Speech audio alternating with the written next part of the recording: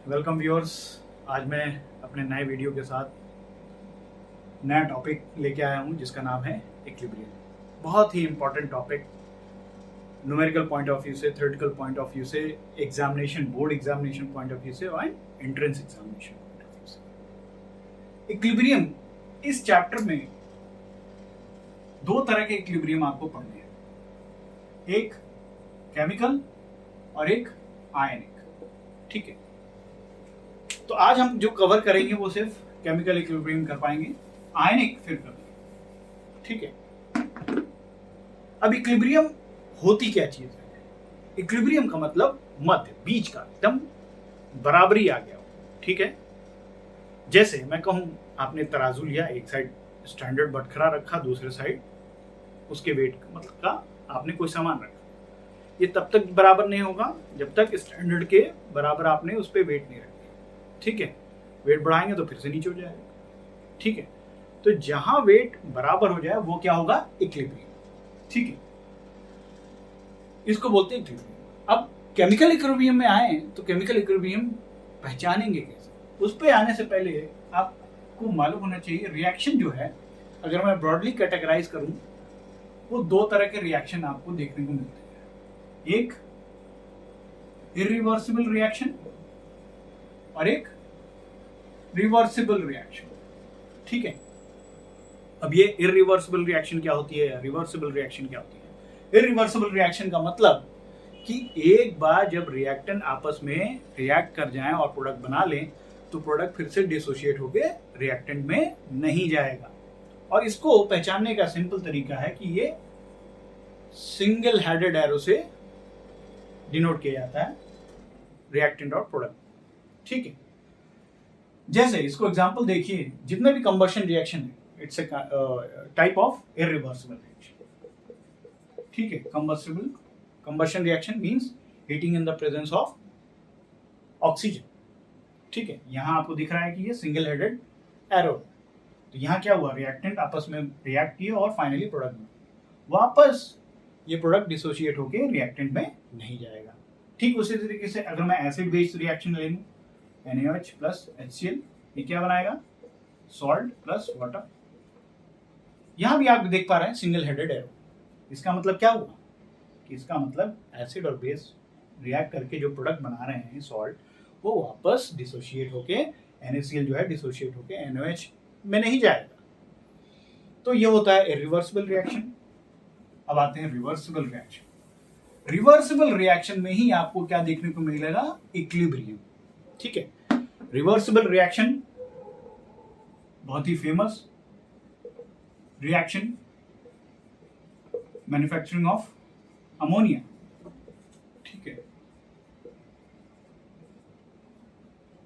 इसको पहचानने का आसान तरीका कि ये डबल हेडेड एरो से डिनोट किया जाता है। समटाइम इसको ऐसे भी आप रिप्रेजेंट कर सकते हैं। यहां क्या पता चल रहा है? यहां ये पता चल रहा है कि नाइट्रोजन और हाइड्रोजन मिलके जो प्रोडक्ट बना रहे हैं अमोनिया, और अमोनिया डिसोशिएट होके फिर से N2 और H2 में डिसोशिएट हो जा रहा है। तो इसका मतलब क्या हुआ कि ये रिएक्शन इक्विलिब्रियम पे rate of forward reaction is equal to हो जाता है रेट ऑफ बैकवर्ड रिएक्शन। यानी जितनी तेजी से ये दोनों कंबाइन होकर अमोनिया बना रहे हैं, उतनी तेजी से ये अमोनिया डिसोशिएट होकर क्या बन रहा है? नाइट्रोजन और हाइड्रोजन गैस। तो याद रखिए, at equilibrium rate of forward reaction is equal to rate of backward reaction. तो ये हो गया रिवर्सिबल रिएक्शन और इक्विलिब्रियम के बारे में। अब आते हैं जरा कि खासियत क्या क्या होती है या प्रॉपर्टीज क्या क्या होती है किसी भी इक्विलिब्रियम रिएक्शन, कैरेक्टरिस्टिक्स। सबसे पहला क्या है? कोई भी केमिकल जो इक्विलिब्रियम है वो डायनेमिक इन नेचर होता है। डायनेमिक इन नेचर का मतलब, अब आपने इसको फिजिक्स में पढ़ा होगा, डायनेमिक मीन्स मोशन, और दूसरी इसका अपोजिट क्या होता है? स्टैटिक।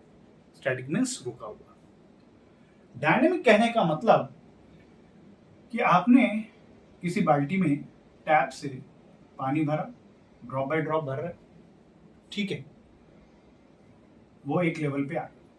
ठीक है, अब आपने इसमें क्या किया? छेद कर दिया। उसी डायमेंशन का जितने का ये नोजल है और आपने यहां से पानी भी ड्रॉप बाय ड्रॉप गिर रहा है। अब रेट जो है हमने इसको मेंटेन कर रखा है। क्या हुआ, जितनी तेजी से ये भर रहा था उतनी तेजी से ये खाली हो रहा है, यानी rate of forward reaction is equal to rate of backward reaction. ठीक है, क्या हो रहा है, हर नए समय इसमें से जो नए मॉलिक्यूल थे वो बाहर आ गए और इसमें से यहां आ गए नल में से। तो जो मॉलिक्यूल का आदान प्रदान है वो चलता रह रहा है, लेकिन अगर आप ऐसे देखें पानी का लेवल तो ये वैसे ही बना हुआ है, इक्विलिब्रियम कंडीशन पे वहीं का वहीं है, ना वो बढ़ रहा है ना वो घट रहा है। तो इस तरह के इक्विलिब्रियम को हम क्या बोलते हैं, डायनेमिक। तो सबसे पहले केमिकल इक्विलिब्रियम की कैरेक्टरिस्टिक क्या होती है, ये डायनेमिक इन नेचर होता है। ठीक है, दूसरा केमिकल इक्विलिब्रियम को आप अचीव कर सकते हैं किधर भी साइड से। मींस मैं कहूं कि भाई मुझे इसको ऐसे नहीं ऐसे लिखना है, ठीक है, तो आप इक्विलिब्रियम जो होगा वो कौन सा, इधर आप इधर से आएंगे, आप इक्विलिब्रियम इधर से भी पा सकते हैं और इधर से भी पा सकते हैं। तो दूसरी बात ये कि it can be achieve from any direction. ठीक है, तीसरी इंपॉर्टेंट बात, तीसरी इंपॉर्टेंट कैरेक्टरिस्टिक्स ये कि इसको आप क्लोज्ड वेसल में ही करेंगे, ओपन वेसल में नहीं।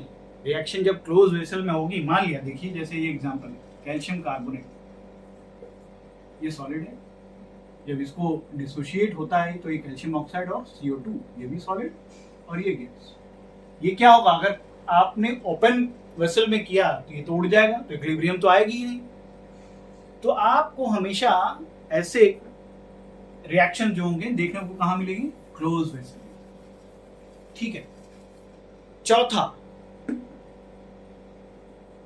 चौथी बात कि कैटलिस्ट का रोल। अगर आप catalyst, what is catalyst? Catalyst generally हम कहते हैं जो रेट ऑफ रिएक्शन को बढ़ा दे। ठीक है, हालांकि ये कुछ कैटलिस्ट नेगेटिव कैटलिस्ट भी होते हैं, ठीक है, कुछ में प्रोमोटर्स होते हैं, ठीक है, कुछ में इनहिबिटर्स लगे होते हैं। ये कैटलिस्ट को हम अलग से एड्सॉर्प्शन और उसमें पढ़ेंगे। तो कैटलिस्ट इक्विलिब्रियम पे क्या फर्क डालता है, तो यहां इसको समझने से पहले जरा हम ये देखें, अगर मैं ग्राफिकल रिप्रेजेंटेशन करूं, ग्राफिकल रिप्रेजेंटेशन, ठीक है, ग्राफिकल रिप्रेजेंटेशन करूं किसका, इक्विलिब्रियम का, रेट वर्सेस टाइम का ग्राफ बनाऊं, तो ये सवाल आता है कंपटीशन में। तो कौन से ग्राफ को आप कहेंगे कि वो क्या है, इक्विलिब्रियम को रिप्रेजेंट कर रहा है। ठीक है, पहला ग्राफ मैंने बनाया, देखिए ये,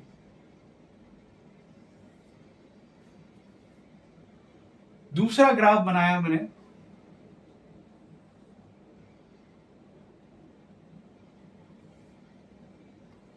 ये, और तीसरा ग्राफ बनाया मैंने ये। ठीक है, इनमें से कौन सा जो ग्राफ है वो रिप्रेजेंट कर रहा है किसको, इक्विलिब्रियम को? तो अभी मैंने आपको बताया था कि rate of forward reaction is equal to rate of backward reaction. जहां भी आपको देखने को मिल जाए वहीं पे इक्विलिब्रियम है। वो ग्राफ किसको रिप्रेजेंट कर रहा है, इक्विलिब्रियम। अब यहां पे आते हैं, ये रेट ऑफ फॉरवर्ड रिएक्शन क्या हो रहा है, घटता चला जा रहा है। ठीक है, यहां रेट ऑफ फॉरवर्ड रिएक्शन ये बढ़ रहा है, ये फॉरवर्ड है और ये बैकवर्ड, सॉरी ये फॉरवर्ड है ये बैकवर्ड। तो ये तो यहां आके तो बराबर हो गए, लेकिन उसके बाद आगे चलिए तो ना ये दोनों आपस में बराबर हुए ही नहीं। रेट ऑफ बैकवर्ड रिएक्शन ज़्यादा है और ये रेट ऑफ फॉरवर्ड रिएक्शन कम है। ऐसी कंडीशन में क्या होगा, तो ये ग्राफ इक्विलिब्रियम को रिप्रेजेंट नहीं कर रही। उसी तरीके से यहाँ आइए, यहाँ कहीं भी बराबर नहीं हो रहे हैं, ये ग्राफ नीचे चल गई, ग्राफ वहाँ। इस कंडीशन में आइए तो ये भी क्या होगा, ये ग्राफ रिप्रेजेंट नहीं करता इक्विलिब्रियम को। यहाँ आ जाइए, इसमें देखिए कि यहाँ रेट ऑफ फॉरवर्ड रिएक्शन और रेट ऑफ बैकवर्ड रिएक्शन यहाँ बराबर हो गई। तो ये कंडीशन ये क्या होगी, ये ट्रू रिप्रेजेंटेशन है किसका, इक्विलिब्रियम का। ठीक है, अब मैं कैटलिस्ट पे बात कर रहा था। अगर कैटलिस्ट क्या करता है इक्विलिब्रियम को, जो इक्विलिब्रियम थोड़ी बाद में आने वाली थी उसको पहले ला देता है। जो अभी मैंने उसको, अगर मैं कैटलिस्ट का रिप्रेजेंटेशन दिखाऊं R वर्सेस T में, तो ये अगर इक्विलिब्रियम आपका इस पॉइंट पे कहीं आ रहा था तो ये क्या कर देगा, रेट को पहले कर देगा, यानी रेट ऑफ रिएक्शन को बढ़ा देता है। ये इक्विलिब्रियम पहले ही आ गई आपकी इस टी टाइम से। तो कैटलिस्ट इन्फ्लुएंस करता है रेट ऑफ रिएक्शन को। तो ये चौथा कैरेक्टरिस्टिक्स किसी भी इक्विलिब्रियम का। ठीक है, ये ग्राफ ध्यान रखिएगा, ये आता है। ठीक है, पांचवी चीज कि equilibrium can be vary by concentration, temperature, pressure. ठीक है, इनर्ट गैसेस, जो कि हम अपने लास्ट टॉपिक में पढ़ेंगे, ली चैटलियर प्रिंसिपल, कि इक्विलिब्रियम कंसंट्रेशन के वेरिएशन पे या टेम्परेचर के वेरिएशन पे या प्रेशर के वेरिएशन पे इक्विलिब्रियम कैसे वैरी करते हैं। तो ये कुछ कैरेक्टरिस्टिक्स थे इसके इक्विलिब्रियम के। ठीक है, अब आते हैं जरा, एक आपने लॉ पढ़ा होगा, लॉ ऑफ मास एक्शन।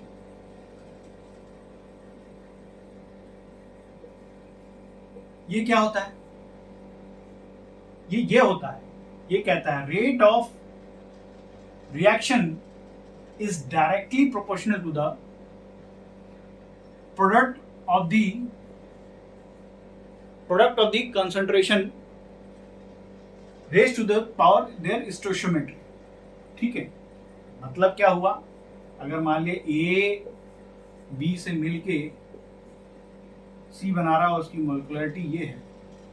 ठीक है, तो लॉ ऑफ मास एक्शन क्या करता है, rate of reaction is directly proportional to the product of the concentration. तो अगर मैं इसका रेट ऑफ रिएक्शन लिखूं, directly proportional to the product of the concentration and raise to the power their stoichiometry, यानी उसकी स्टोइचियोमेट्री क्या होगी, ये। ठीक है, ये क्या कहलाता है, लॉ ऑफ मास एक्शन। तो अगर मैं इस इक्विलिब्रियम रिएक्शन के लिए ये लॉ ऑफ मास एक्शन लगाऊं, ठीक है, फॉरवर्ड रिएक्शन और बैकवर्ड रिएक्शन के लिए, तो क्या रेट कांस्टेंट है। अगर मैं इसको देखिए, ए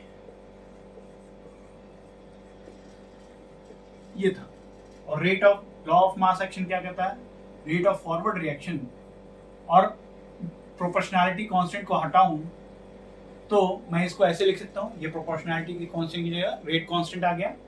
ठीक है, क्या था, मैंने कहा था product of the concentration with their raise to the power their stoichiometric coefficient. ठीक है, उसी तरीके से रेट ऑफ बैकवर्ड रिएक्शन को मैं लिख सकता हूं Kb, यानी ये क्या हुआ, बैकवर्ड रिएक्शन रेट कांस्टेंट, इसके लिए कंसंट्रेशन दिया ये। ठीक है, तो ये लॉ ऑफ मास एक्शन से आपको यह पता चला एट इक्विलिब्रियम क्या होगा, rate of forward reaction is equal to rate of backward reaction. अगर मैं इन दोनों को इक्वेट करता हूं तो मेरे पास वैल्यू आ जाएगी Kf by Kb is equal to C D upon A B। अब ये एक नए तरह का कांस्टेंट आ गया। अगर मैं इसको देखूं कि Kf, ratio of Kf by Kb is nothing but the equilibrium constant. ये एक नया कांस्टेंट है। और ये क्या है, इसको ऐसे इक्वेट करें प्रोडक्ट और रिएक्टेंट के बेसिस पे, तो it is the ratio of product of the concentration of the product with the stoichiometric coefficient divide by product of their concentration of the reactant with their stoichiometric coefficient. तो हमारे पास ये आ गया equilibrium constant. ठीक है, अब ये equilibrium constant के बारे में अब हम थोड़ा पढ़ेंगे। ठीक है,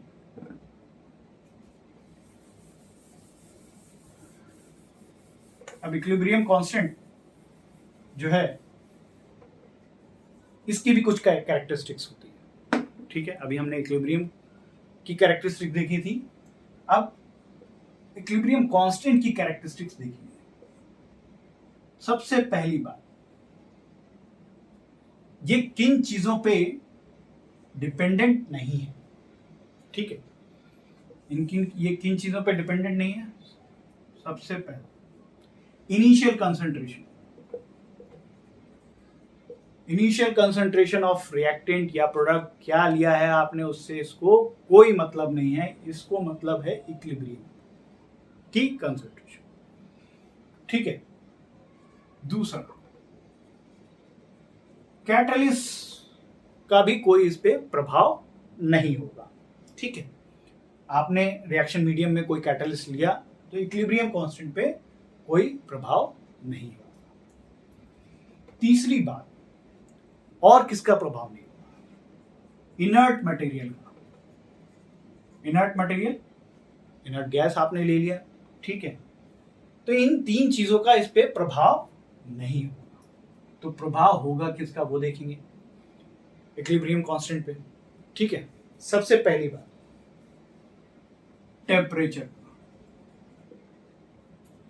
टेम्परेचर वेरी करेंगे, इक्विलिब्रियम कांस्टेंट वेरी होगा। ठीक है, ये चेंज होगा। ठीक है, इसके लिए बहुत फेमस फॉर्मूला है क्लासियस-क्लैपेरॉन इक्वेशन। क्लासियस-क्लैपेरॉन इक्वेशन क्या कहता है, log K2 by K1 is equal to delta H, ठीक है, 2.303 R T2 minus T1 upon T2 into T।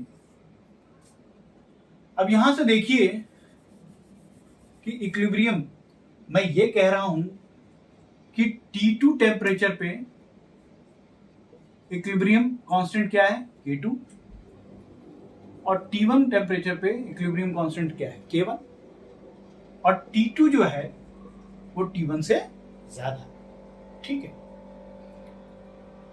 तो टेम्परेचर के वेरिएशन पे या फॉर्मूले से पता चल रहा है कि ये वेरी करेगा। ठीक है, अब आपको यहां से एक कंडीशन तो पता है कि ये T2 is greater than T1।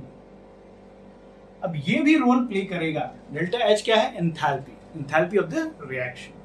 ठीक है, अगर मैं इस इक्वेशन को देखूं तो इस इक्वेशन की वैल्यू तो पॉजिटिव आने वाली है। ठीक है, क्यों, T2 क्या है, ग्रेटर देन T1। तो यहां दो तीन केस बनेंगे। पहला case, when delta H is equal to 0, तो कंडीशन क्या हो, when delta H is equal to 0, इसका मतलब log K2 by K1 की वैल्यू क्या हो गई, 0, और log की वैल्यू अगर कोई 0 है तो इसका मतलब K2 by K1 की वैल्यू क्या है, 1, तभी तो 0 होगी।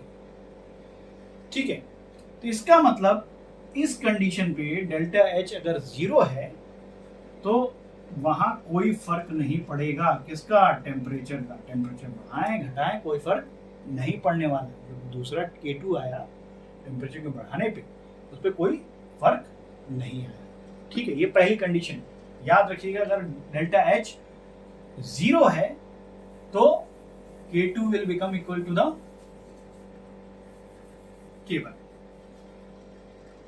अब एक कंडीशन लेते हैं, डेल्टा H की वैल्यू क्या हो जाए, पॉजिटिव। डेल्टा H की वैल्यू पॉजिटिव। ठीक है, ये तो पॉजिटिव था ही, ये भी पॉजिटिव है। इसका मतलब इस कंडीशन पे log K2 by K1 is what, greater than 1, ठीक है। इसका मतलब K2 इज ग्रेटर देन 1, ठीक है, K2 इज ग्रेटर देन 1, ठीक है। तो इस कंडीशन पे क्या होगा, आप टेम्परेचर बढ़ाएंगे तो इक्विलिब्रियम कांस्टेंट भी बढ़ेगी, ठीक है। ये कंडीशन ध्यान रखिएगा कि, और डेल्टा एच पॉजिटिव कब होता है, पॉजिटिव कम, डेल्टा एच अगर पॉजिटिव है तो इसको बोलते हैं इंडोथर्मिक कंडीशन, इंडोथर्मिक कंडीशन। और डेल्टा एच अगर निगेटिव हो जाए तो उसको बोल क्या बोलेंगे, एक्सोथर्मिक। अब जरा एक्सोथर्मिक की कंडीशन देख लें, ठीक है। एक्सोथर्मिक में K2 is less than K1, ठीक है। इसका मतलब आप टेम्परेचर बढ़ाएंगे तो ये क्या होगा, घट जाएगा, ठीक है, पॉजिटिव। तो ये कुछ कंडीशन आपको याद रखनी है एग्जामिनेशन पॉइंट ऑफ व्यू से, ये थियोरेटिकल भी था और न्यूमेरिकल बेस पे, ठीक है। अब जरा देखते हैं दूसरी कौन सी कंडीशन है जो अफेक्ट करती है, पॉजिटिवली अफेक्ट करती है, ठीक है। वो है मोड ऑफ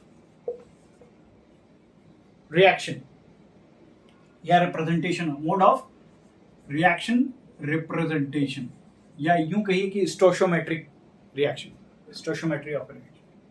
इसको करने से पहले इसको मैं आपको समझाऊंगा एक न्यूमेरिकल से, ठीक है। क्या है वो न्यूमेरिकल, न्यूमेरिकल ये है, अगर कोई रिएक्शन दी हुई है एस, ये SO2, ठीक है, इसकी इक्विलिब्रियम कांस्टेंट की वैल्यू है 10 पावर 52, ठीक है। ये IIT JEE में आया हुआ क्वेश्चन है, ठीक है। वहीं दूसरा एक रिएक्शन है 2S प्लस, ठीक है, 3O2, ठीक है।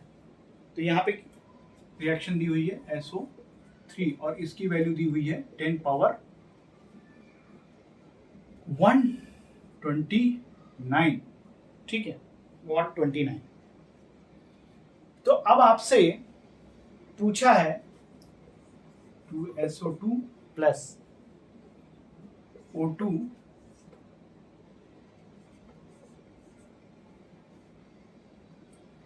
फॉर्म SO3, इस इक्वेशन की इक्विलिब्रियम कांस्टेंट पूछा है। ये दो इक्वेशन आपको दी हुई है और उसका इक्विलिब्रियम कांस्टेंट दिया हुआ है। तो इक्विलिब्रियम कांस्टेंट स्टोशियोमेट्री या रिएक्शन के बेसिस पे भी डिपेंड करती है। अब इस रिएक्शन इस प्रॉब्लम को करेंगे कैसे, ध्यान से देखिए कि अगर मैं इस पहले वाले रिएक्शन को उल्टा कर दूं तो ये जो SO2 है ये आपको यहां दिखने लगेगा रिएक्टेंट में, ठीक है। उल्टा कीजिए, SO2 will give S plus O2। तो अब ये जो K1 की वैल्यू है ये अब K1 नहीं रह जाएगी, ये क्या हो जाएगी 1/K1। ये कहां से आया, कैसे पता चला, तो इसके लिए हम कुछ कंडीशंस देखेंगे। इस प्रॉब्लम को यहीं छोड़ते हैं थोड़ी देर के लिए और फिर हम कंडीशंस समझेंगे थोड़ी कि ये कैसे वेरी करती है equilibrium constant with the mode of reaction representation. सबसे पहला केस, ठीक है, कि अगर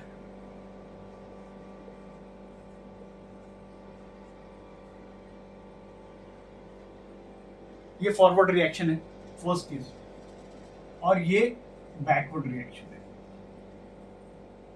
तो इस बैकवर्ड रिएक्शन की जो इक्विलिब्रियम कांस्टेंट है वो क्या हो जाएगी, ये हो जाएगी इनवर्स, ठीक है।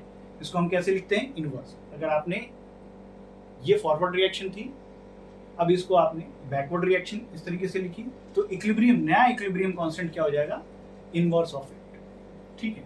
दूसरा केस, ये कोई इक्विलिब्रियम कांस्टेंट है और इसकी इक्विलिब्रियम कांस्टेंट क्या है, K2। अगर मैं इसी रिएक्शन को मल्टीप्लाई कर दूं तो K2 की वैल्यू, अब नया जो इक्विलिब्रियम कांस्टेंट होगा उसकी वैल्यू क्या होगी, ठीक है, उसको देखेंगे। तो नया की वैल्यू हो जाएगी K2 और ये जो है पावर ये चला जाएगा ऊपर, ठीक है।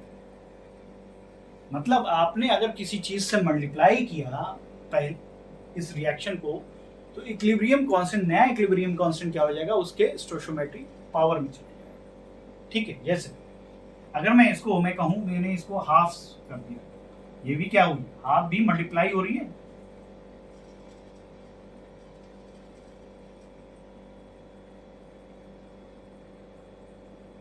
ठीक है। तो क्या हो जाएगा, K is equal to K2, जो भी यहां वैल्यू है उसको सीधे पावर से मल्टीप्लाई कर दीजिए, ठीक है। ये हो गया दूसरा केस। अब जरा तीसरा केस पढ़ेंगे। तीसरा केस है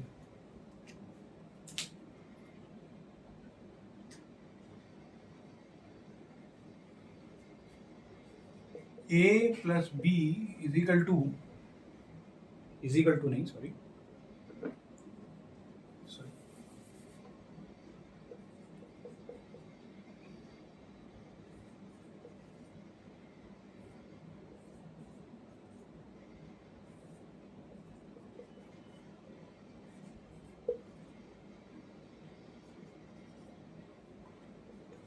इसका K1 था, इसका K2 था, मान लिया इक्विलिब्रियम कांस्टेंट, ये पहले इक्वेशन की और दूसरी इक्वेशन की। अगर मैं इन दो इक्वेशन को ऐड करता हूं तो जो मेरा नया K3 जो इक्विलिब्रियम कांस्टेंट आएगा वो क्या हो जाएगा, ये मल्टीप्लाई हो जाएगा। ध्यान रखिएगा, जब भी दो रिएक्शन को जोड़ते हैं तो जोड़ने में इक्विलिब्रियम कांस्टेंट क्या हो जाता है, मल्टीप्लाई, ठीक है।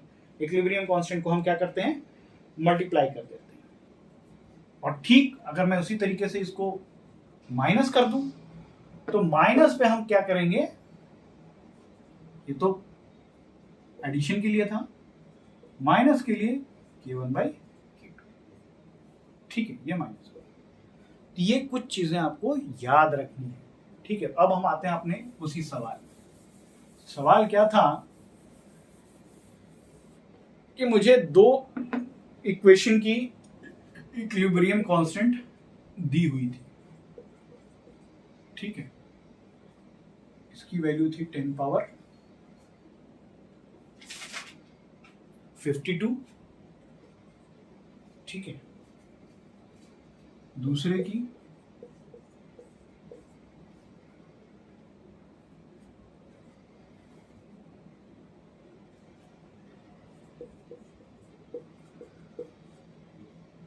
$129, ठीक है। अब तीसरी इक्वेशन दी हुई है जिसका आपको इक्विलिब्रियम कांस्टेंट निकालना है। तो ये IIT JEE में आया हुआ क्वेश्चन है, ठीक है। ये क्या हुई, 2SO3, ठीक। अब ध्यान से देखिए कि इस पहले वाली इक्वेशन को अगर मैं रिवर्स कर दूं तो क्या हो जाएगा, SO2 S प्लस O2, तो ये क्या हो जाएगी, नया जो इक्विलिब्रियम कांस्टेंट होगा K1, ये क्या हो जाएगा 1/10 52, ठीक है। अब इस इक्वेशन को अगर मैं 2 से क्या कर दूं, मल्टीप्लाई, ठीक है, 2 से मल्टीप्लाई कर दीजिए, तो ये क्या वैल्यू हो जाएगी, K1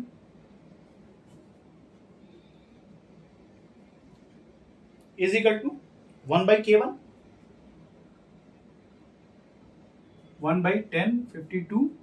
और मैंने कहा था कि जब भी ये मल्टीप्लाई होगा उसका पावर कहाँ चला जाएगा, ये, ठीक है, ये नया ये डैश आ गया, ये आ गई आपके पास दूसरी क्वेश्चन।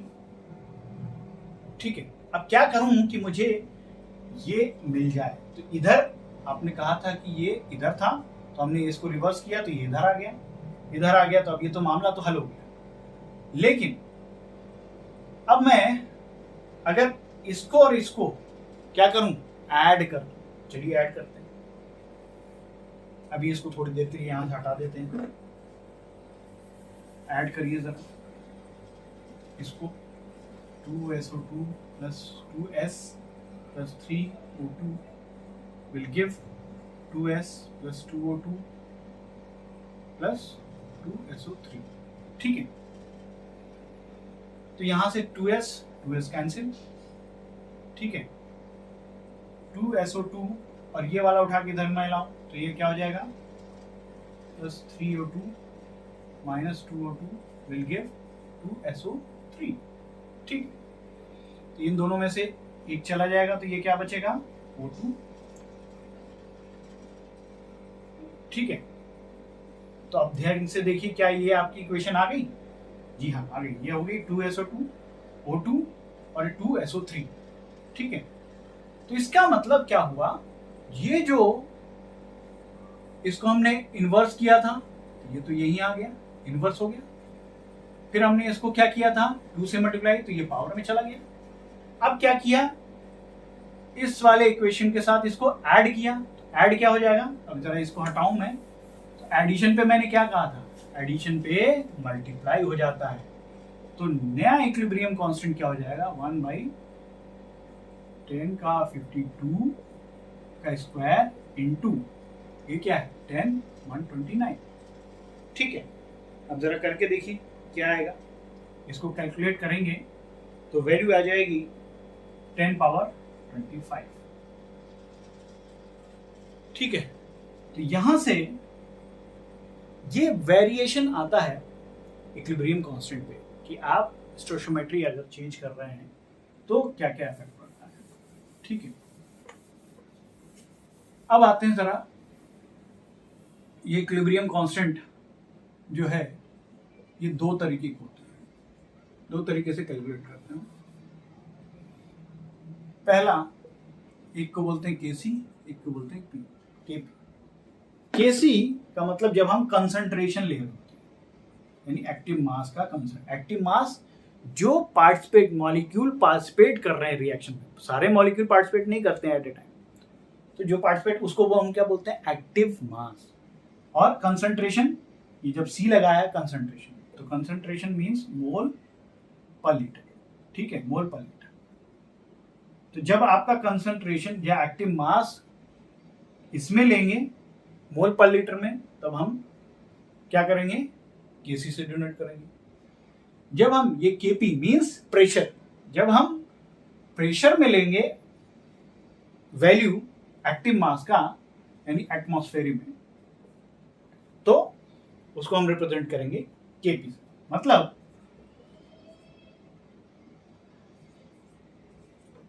मैंने क्या कहा था कि क्या हो जाएगा, प्रोडक्ट अपॉन रिएक्टेंट। ठीक है, तो अगर मैंने इसकी वैल्यू मोल पर लीटर में ली है दोनों की, तो हम ये क्या हो जाएगा केसी।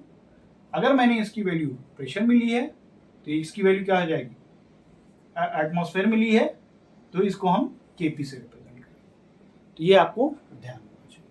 तो दो तरीके से इक्विलिब्रियम कांस्टेंट निकाला जा सकता है। ठीक है, केपी और केसी से। अब ये रिलेशनशिप बिटवीन देखें केपी और एंड केसी का, तो इसका रिलेशन क्या होता है, KP is equal to KC RT delta N G, यानी नंबर ऑफ मोल्स, ये क्या हो गया गैस कांस्टेंट, और टी क्या हो गया एब्सोल्यूट वो टेम्परेचर इन केल्विन। ठीक है, केपी जब प्रेशर में लेते हैं, सी कंसंट्रेशन में लेते हैं यानी एटमॉस्फेयर, और मोल पर लीटर में लेते हैं। तो ये आपको फॉर्मूला याद रखना है। ये रिलेशनशिप होता है किसका,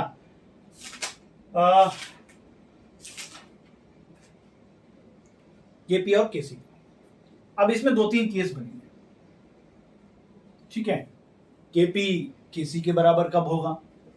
व्हेन केपी बिकम केसी, जब इसकी वैल्यू 0 हो जाए, यानी change in number of moles of gases molecule.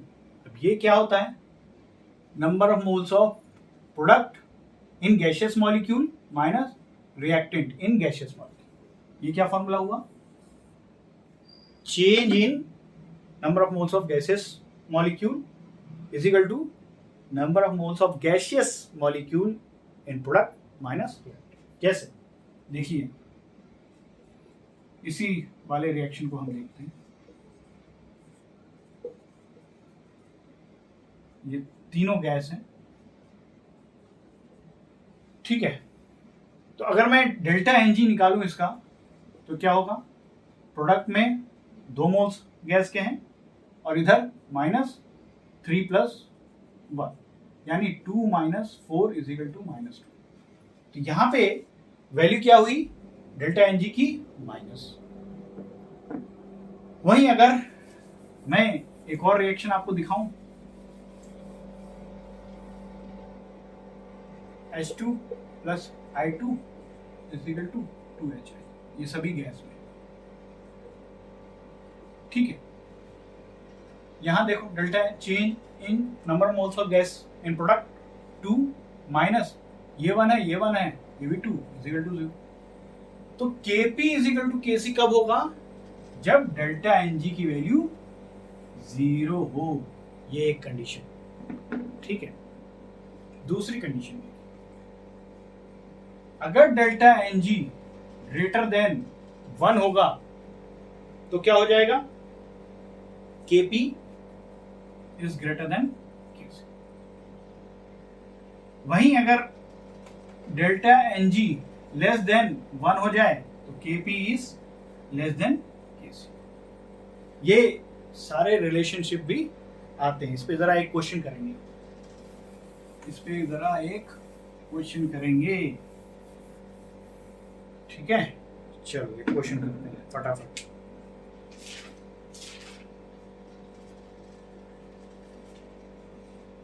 आप बताइए कौन से ऑप्शन में Kp की वैल्यू ज्यादा होगी कंपेयर टू Kc। पहली इक्वेशन है वही अमोनिया वाली,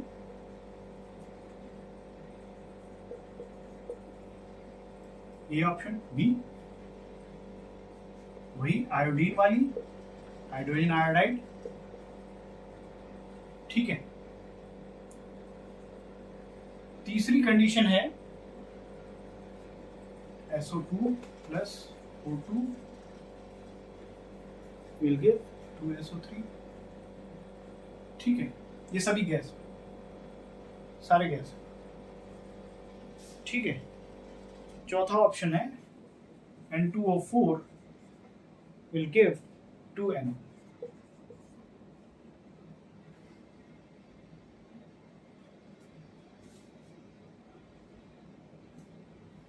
ठीक है। कौन से कंडीशन में Kp ज्यादा होगा? तो अभी मैंने बताया डेल्टा Ng जब ज्यादा हो, डेल्टा Ng मतलब प्रोडक्ट के साइड गैसियस मॉलिक्यूल ज्यादा हो कंपेयर टू रिएक्टेंट। यहां देखिए, यहां 2 है, 2 - 4 क्या हो गया? -2, ये नहीं होगा। यहां क्या है? 2 और इधर 2, दोनों बराबर हो गए, ये भी नहीं होगा, ये तो 0 कंडीशन आ गई। यहां देखिए, प्रोडक्ट में 2 मोल है, यहां 2 1 3 मोल है, ये कंडीशन भी नहीं होगी। जहां कंडीशन ये देखिए 2 - 1 इज इक्वल टू 1, तो जहां डेल्टा Ng की वैल्यू पॉजिटिव हो, ठीक है, पॉजिटिव हो, उसमें ये वाली कंडीशन आएगी Kp is greater than Kc। ये भी IIT JEE में आएगा क्वेश्चन। तो ये आपको मालूम होना चाहिए, जो कि मैंने आपको कंडीशंस बता दी, ठीक है। अब जरा एक और कंडीशन देखेंगे,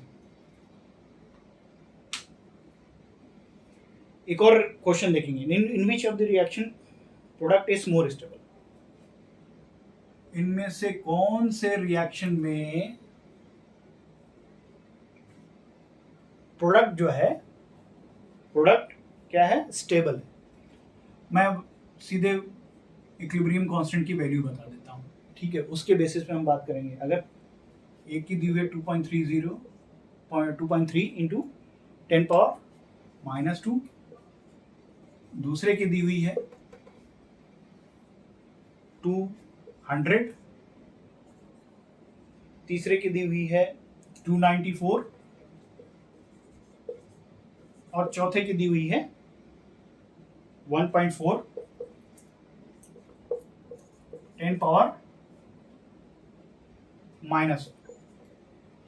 अब अगर आपको इक्विलिब्रियम कांस्टेंट की वैल्यू देख के आपको बताना है कि किसमें प्रोडक्ट जो है स्टेबल होगा,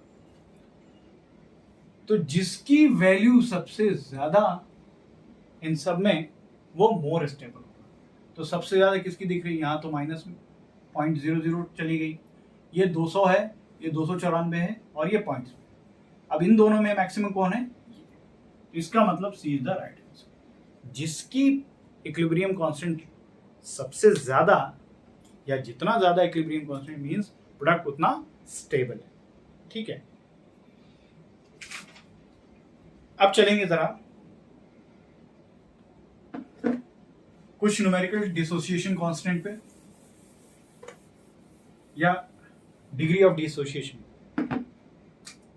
डिग्री ऑफ डिसोसिएशन ये क्या चीज होती है भाई, डिग्री ऑफ डिसोसिएशन, ठीक है। इसको डिनोट करते हैं अल्फा से। डिग्री ऑफ डिसोसिएशन का मतलब अल्फा। ये मतलब क्या हुआ इसका, number of moles dissociated divide by initial number of moles, ठीक है। ये फॉर्मूला आपको याद रखना होगा डिग्री ऑफ डिसोसिएशन का, ठीक है। जैसे मैंने एक केस लिया, ये इक्विलिब्रियम है, ए से बी बन रहा है, ठीक है। इनिशियल कंसंट्रेशन इसका 2 था, ठीक है। इनिशियल कंसंट्रेशन इसका 2 था, इसका 0। After some time at equilibrium ये बन गया x, ठीक है। तो ये कितना रह जाएगा, ये भी -x, ठीक है। ये जितना बना है भैया इसी से बना होगा ना, तो रह कितना जाएगा, इनिशियल ये 2 था, ठीक है, 2 - x। लेकिन मुझे निकालना है ये डिग्री ऑफ डिसोसिएशन ऑफ ए। तो फॉर्मूला क्या है, नंबर ऑफ मोल डिसोसिएटेड का मतलब क्या हुआ, x मोल डिसोसिएट हुआ है और इनिशियल कितना था 2, इसका डिग्री ऑफ डिसोसिएशन कितना हो जाएगा, इस ए का x/, ठीक है। अब जरा एक और केस देख लो डिग्री ऑफ डिसोसिएशन का। अगर मेरे पास कोई रिएक्शन दी हुई है ऐसे, 2A = 3B, ठीक है। सबसे पहले आप देखिए कि इससे बन क्या रहा है, और इसका इनिशियल कंसंट्रेशन था 5, ठीक है। मान लिया ये डिसोशिएट हुआ x मींस, तो इसको x नहीं लिखेंगे, ये जो मॉलिक्यूल है ये इसकी मॉलिक्यूलरिटी है, ठीक है, उससे मल्टीप्लाई कर दिए 2x, यानी इतना 2 मोल से 3 मोल बन रहा था, तो ये क्या हुआ, इतना 2x कम। उसी तरीके से यहां पे क्या बन जाएगा, कितना बनेगा 3x, ठीक है। एट इक्विलिब्रियम पे कितना रह जाएगा, इनिशियल कंसंट्रेशन 5 थी, तो 5 - 2x, ठीक है। आइए जरा इस पे बात करते हैं कि इसका डिग्री ऑफ डिसोसिएशन कितना होगा, ए का। Degree of dissociation of A, formula क्या था, number of mole dissociated 2x, और इनिशियल कंसंट्रेशन कितनी थी 5, ठीक है। ये अगर डिग्री ऑफ डिसोसिएशन आपको निकालना आता है तो ही आप इस पे न्यूमेरिकल कर पाएंगे इक्विलिब्रियम कांस्टेंट। ठीक है, जरा एक आध क्वेश्चन देखेंगे इस पे। ठीक है,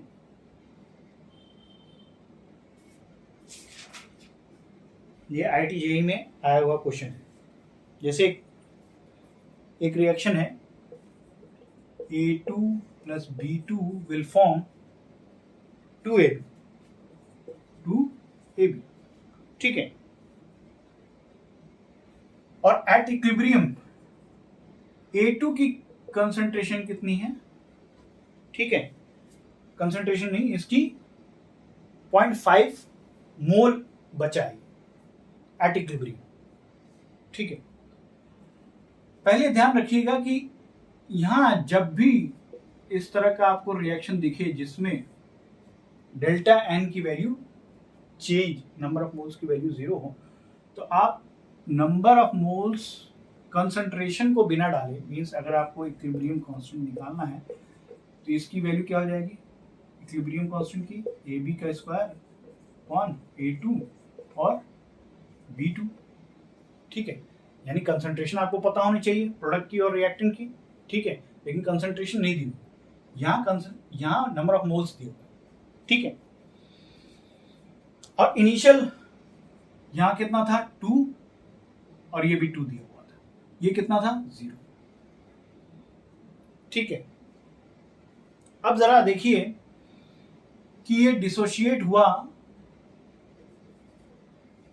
x मोल, तो ये भी कितना होगा डिसोशिएट होगा x। ठीक है, ये कितना बनेगा? ये 2x बनेगा। तो एट इक्विलिब्रियम क्या हो जाएगा? ये 2 माइनस एक्स और ये भी 2 माइनस एक्स और ये 2x। ठीक, और हमें क्वेश्चन में दिया हुआ है कि ये 0.5 मोल है इक्विलिब्रियम पे। इसका मतलब क्या हुआ? 2 माइनस एक्स की वैल्यू कितनी है? 0.5। ठीक है, 2 माइनस एक्स की वैल्यू कितनी है? 0.5। तो x की वैल्यू कितनी हो जाएगी? 1.5। x की वैल्यू कितनी हो जाएगी भाई? 1.5। अब पुट कर दीजिए, तो यहां कितना हो जाएगा? x की वैल्यू 1.5, तो ये 3 का स्क्वायर डिवाइड बाई यहां इसकी वैल्यू 0.5 पहले से दी हुई है और इंटू 0.5 इसकी वैल्यू ये आ गई आपकी value at what? Equilibrium constant की वैल्यू आपको आ गई। ठीक है, तो ये डिसोसिएशन कांस्टेंट के बेसिस पे आप निकाल सकते हैं। ठीक है, डिग्री ऑफ डिसोसिएशन अगर आपको पता है तो डिग्री ऑफ डिसोसिएशन से आप इक्विलिब्रियम कांस्टेंट निकाल सकते हैं। अब जरा हम अपने लास्ट टॉपिक पे चलेंगे जिसका नाम है ली चैटेलियर प्रिंसिपल। ठीक है, ली चैटेलियर प्रिंसिपल ये क्या कहता है? अगर मैं इक्विलिब्रियम अटेन हो गई है और उसमें कोई सा भी चेंज कुछ कर रहा हूं, किसमें? कंसंट्रेशन पे, टेम्परेचर पे, प्रेशर पे, तो इस चेंज को क्या करना चाहेगा? अंडू करना चाहेगा, मींस उसको उसके अगेंस्ट जाना चाहेगा उस चेंज के। तो जरा इस प्रिंसिपल को समझेंगे कि ये कहना क्या चाहता है एक एक।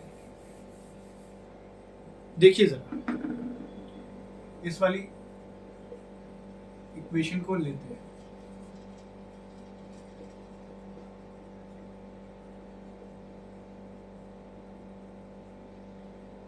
और यहीं पे एक क्वेश्चन कर लेंगे कि ऐसी कौन कौन सी कंडीशन होगी जिसमें मैं चाहता हूं कि इसकी कंसंट्रेशन या इसका प्रोडक्शन, अमोनिया का प्रोडक्शन इंक्रीज होता है या यील्ड इसकी ज्यादा निकले।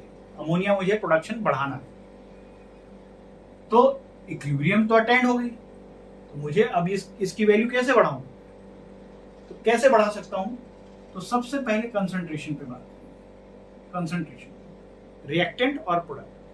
अगर आप इक्विलिब्रियम अटेन हो गई और आप कंसंट्रेशन चेंज कर रहे हैं, जिधर की कंसंट्रेशन चेंज कर रही हूं, मान लिया मैंने क्या किया रिएक्टेंट की कंसंट्रेशन चेंज करे, तो इसके विपरीत दिशा में इक्विलिब्रियम जाना चाहेगा टू बैलेंस द इक्विलिब्रियम। ठीक है, यानी अपने इक्विलिब्रियम को पाने के लिए वो उसको अपोजिट डायरेक्शन में जाना चाहेगा। जैसे मैं कहूं यहां पे दो तरीके हैं इसकी प्रोडक्शन को बढ़ाने के। ली चैटलियर प्रिंसिपल ये कहता है कि अगर आप प्रोडक्ट का कंसंट्रेशन जिधर की कंसंट्रेशन कम करेंगे, रिएक्शन उसके उस डायरेक्शन में जाएगा। मान लिया ये रिएक्शन, अगर मैं यहां से अमोनिया की कंसंट्रेशन कम कर दूं, यानी निकाल दूं यहां से, यानी प्रोडक्ट का कंसंट्रेशन मैंने कम कर दिया, तो अब क्या इक्विलिब्रियम किधर भागना चाहेगा? आगे। ठीक है, क्यों? क्योंकि इधर वैल्यू तो कम हो गई। ठीक है, इधर वैल्यू कम हो गई तो ये क्या होना चाहेगा? उधर जाना चाहेगा। तो इस कंडीशन में रेट ऑफ फॉरवर्ड रिएक्शन क्या होना चाहेगा? आगे होना चाहेगा।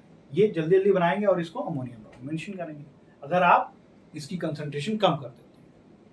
अगर इसकी कंसंट्रेशन बढ़ाएंगे तो इसका मतलब ये ज्यादा हो गया, ये कम हो गया, तो रिएक्शन किधर भागेगी? रिएक्टेंट के साइड।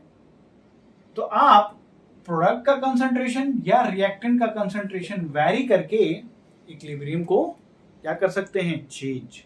ठीक है, तो ली चैटलियर प्रिंसिपल ये कहता है जिसका कंसंट्रेशन आप चेंज करेंगे, रिएक्शन उसके विपरीत दिशा में जाएगी। ठीक है, तो हमने इसका कंसंट्रेशन क्या किया था? कम किया था, तो इसको बैलेंस करने के लिए रिएक्शन फॉरवर्ड जाएगी। उसी तरीके से अगर मैं इसका रिएक्शन कम कर दूं तो रिएक्शन बैकवर्ड जाएगी। ये हो गया पहला प्रिंसिपल। तो मुझे अगर अमोनिया का प्रोडक्शन बढ़ाना है तो इसके दो तरीके हो सकते हैं। या तो मैं क्या करूं, इसकी कंसंट्रेशन कम कर दूं अमोनिया की, या इसकी कंसंट्रेशन बढ़ा दूं। ठीक है, रिएक्टेंट की। तो ये हो गई कंसंट्रेशन। दूसरा कंडीशन है टेम्परेचर। ठीक है, दूसरा कंडीशन टेम्परेचर। ये डिपेंड करेगा कि रिएक्शन एंडोथर्मिक है, डेल्टा एच इज पॉजिटिव या delta H is negative. Lee Chatelier principal ये कहता है कि अगर रिएक्शन टेम्परेचर आप बढ़ाते हैं तो रिएक्शन एंडोथर्मिक की तरफ जाना चाहेगा।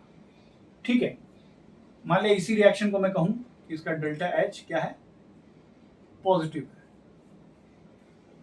तो डेल्टा एच पॉजिटिव का मतलब ये हुआ कि अगर आप इसका टेम्परेचर बढ़ाएंगे तो रिएक्शन किधर जाएगी? फॉरवर्ड। यानी इस रिएक्शन का ये एंडोथर्मिक है तो रिएक्शन इधर जाएगी। ठीक है, टेम्परेचर घटाएंगे तो अपोजिट डायरेक्शन में जाएगा। वहीं उल्टा हो जाएगा अगर डेल्टा एच कोई रिएक्शन है AB+C+D और इसकी डेल्टा एच की वैल्यू नेगेटिव है, तो ऐसी कंडीशन में अगर टेम्परेचर आप बढ़ाते हैं तो रिएक्शन किस में जाएगी? बैकवर्ड डायरेक्शन में जाएगी। क्यों? क्योंकि डेल्टा एच नेगेटिव है। आपको अगर प्रोडक्ट का कंसंट्रेशन बढ़ाना है तो आपको टेम्परेचर को क्या करना पड़ेगा? डाउन करना पड़ेगा, तो वो उधर जाएगी। ठीक है, तो ये रही दूसरी कंडीशन ली चैटलियर प्रिंसिपल की, टेम्परेचर के वेरिएशन से कैसे होगा। ठीक है, अब आते हैं वॉल्यूम। वॉल्यूम का कोई फर्क नहीं पड़ेगा। ठीक है,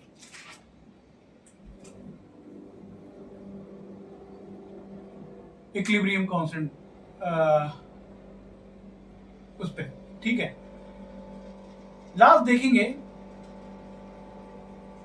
इनर्ट गैस या इनर्ट मटेरियल अगर आप लेते हैं इक्विलिब्रियम में तो इसकी दो कंडीशन होंगी।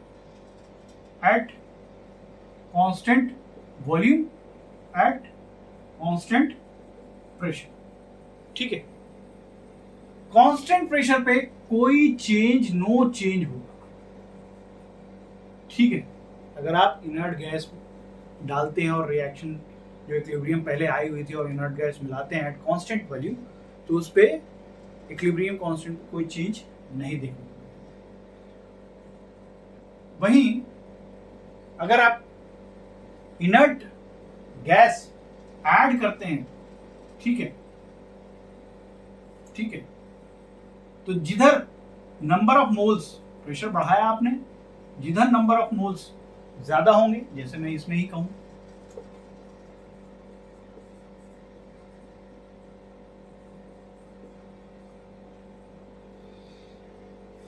ठीक है, अगर मैं इसमें इनर्ट गैस डालता हूं इस इक्विलिब्रियम रिएक्शन में, ठीक है, तो ली चैटलियर प्रिंसिपल ये कहता है कि प्रेशर बढ़ाने पे रिएक्शन किधर मूव करेगी, जिधर नंबर ऑफ मोल्स ज्यादा है। तो नंबर ऑफ मोल्स किधर ज्यादा है, इधर तो 2 ही है, इधर 3 + 1 4, तो रिएक्शन बैकवर्ड डायरेक्शन में जाएगी। ठीक है, और प्रेशर अगर घटाएंगे तो नंबर ऑफ मोल्स जहां जिधर घट रहा है उधर। ठीक है, ये हो गई इनर्ट गैस की बात। अब लास्ट चीज देखेंगे कि प्रेशर का वेरिएशन कैसे होता है। इसी रिएक्शन, इसी को देख लीजिए।